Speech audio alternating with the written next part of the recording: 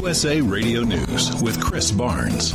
Tropical storm Barry expected to dump as much as 2 feet of rain in the Mississippi Valley today, as that slow-moving storm is losing strength and will likely be downgraded before the day is over to a tropical depression. Yesterday, Governor John Bel Edwards told reporters President Trump had reached out to him earlier in the day. He asked me to tell the people of Louisiana that he said hello and that he's certainly pulling for us and he's working to ensure that we get the assistance we need. Residents near rivers in Louisiana, Mississippi, and Arkansas, and in low-lying areas of those states are being told to be ready to evacuate.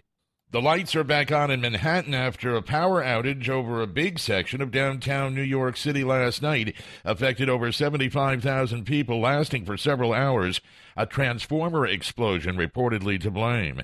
And this is USA Radio News. Federal immigration officials expected to start rounding up about 2,000 illegal immigrants today in raids across the nation. Immigration and Customs Enforcement will reportedly target about 10 cities, including Chicago, where Mayor Lori Lightfoot says they won't get any help from the city or its police force. I hope that the president, and somewhere his conscience is pricked, and he realizes that dangling this sword over people's head is causing great harm and trauma to entire communities. ICE says they'll be targeting immigrants who have final deportation orders already or are accused of crimes. Immigrant advocates say they're concerned that any immigrant in the nation illegally will get swept up in the raids today. At least one American among 26 people killed by terrorists who opened fire in a hotel in a southern port city of Somalia. It took security forces 11 hours to end that attack. And this is USA Radio News. A one-time Mets and Yankees superstar arrested on drug possession charges.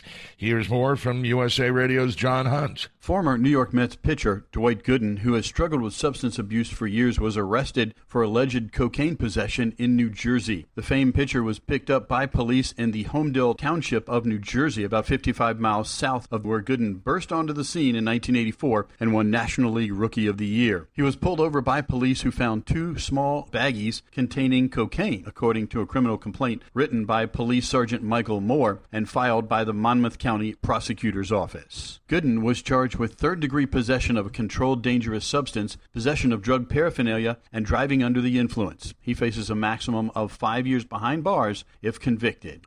Meanwhile, Hall of Fame pitcher Bob Gibson is being treated for pancreatic cancer.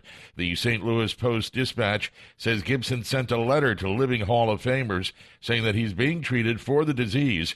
The 84-year-old St. Louis Cardinals legend was a 9-time All-Star. And nominations will be announced this Tuesday for the Emmy Awards. The final season of Game of Thrones is expected to score several nominations. Other HBO shows likely to get noms are Veep and Sharp Objects. The Emmys will be handed out on September 22nd. Remember to visit our newly redesigned web presence at usaradio.com. For USA Radio News, I'm Chris Barnes.